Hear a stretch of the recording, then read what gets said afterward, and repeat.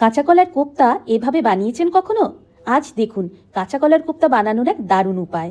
এই কাঁচা কলার কোপ্তা একবার বানালে বারবার বানাতে ইচ্ছে করবে। চলুন তাহলে বানিয়ে ফেলি। এর জন্য প্রথমে আমি নিয়ে নিয়েছি 4টে কাঁচা কলা। কাঁচা কলাগুলোকে আমি টুকরো টুকরো করে কেটে নিয়ে প্রেশার কুকারে 2টো সিটি দিয়ে সেদ্ধ করে নেব। কাঁচা কলা সেদ্ধ হতে বেশি সময় লাগে না। প্রেশার কুকারে পরিমাণ মতন জল দিয়ে আমি কাঁচা কলাগুলোকে দিয়ে দিলাম। 2টো সিটি দিলেই কাঁচা কলা নরম হয়ে যাবে।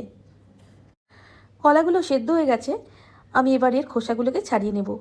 এখনই প্রেশার থেকে নামিয়েছি বলে খুব গরম, তাই আমি এটাকে চামচ দিয়ে ছাড়িয়ে নিচ্ছি। আর এর যে খোসাটা সেটাকে কিন্তু আমি ফেলবো না। প্রথমে কলাটাকে ছাড়িয়ে নিয়ে তারপর খোসাগুলোকে আমি টুকরো টুকরো করে কেটে নেব। খোসাগুলো সব ছাড়ানো হয়ে গেছে। এবার কলাগুলো গরম বলে আমি একটু চামচ দিয়ে এগুলো একটু একটু ভেঙে ভেঙে নিচ্ছি, যাতে কলাটা একটু ঠান্ডা হয়ে যায়। তারপর এগুলোকে একসাথে মাখবো।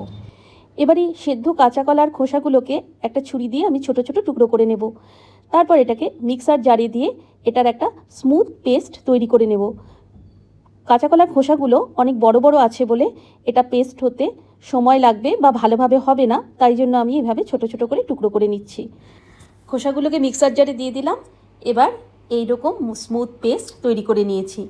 এবার কাঁচা কলার এই খোসা বাটাটাকে কাঁচা কলার সেদ্ধর সাথে মিশিয়ে নিয়ে ভালো করে একসাথে দুটোকে মেখে নেব।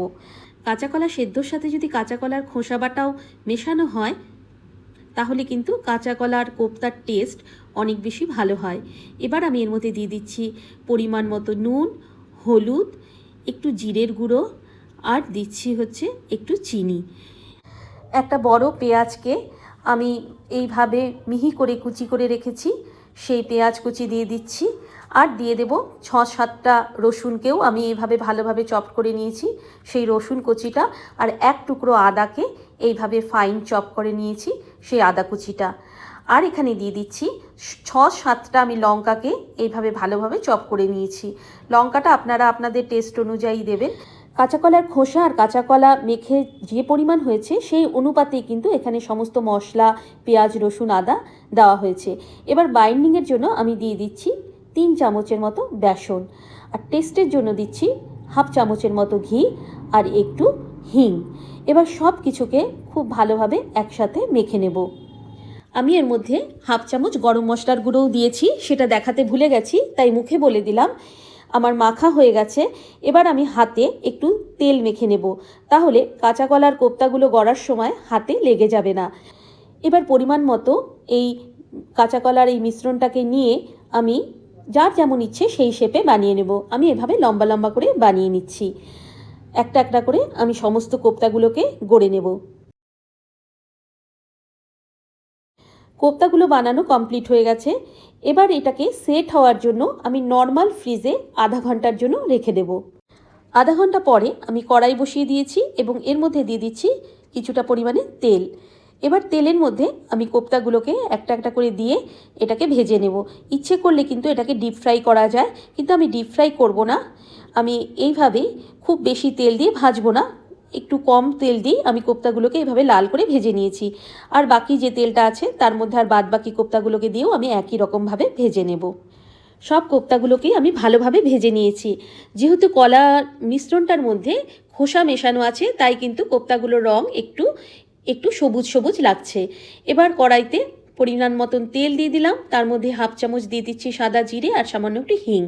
হিংটাকে দিয়ে তেলের সাথে কিছুক্ষণ নাড়িয়ে এর মধ্যে দিয়ে দিচ্ছি 2 চামচের মতো কুচি করে রাখা পেঁয়াজ। পেঁয়াজটাকে কিছুক্ষণ ভেজে নিয়ে তারপর আমি এর মধ্যে দিয়ে দিচ্ছি 1/2 চামচ রসুন বাটা, 1/2 চামচ আদা বাটা। একটা টমেটোকে কুচি করে নিয়েছি এবং সেটা দিয়ে দিচ্ছি। এবার সব কিছুকে দিয়ে ভালোভাবে আস্তে আস্তে লো হিটে কষিয়ে নেব।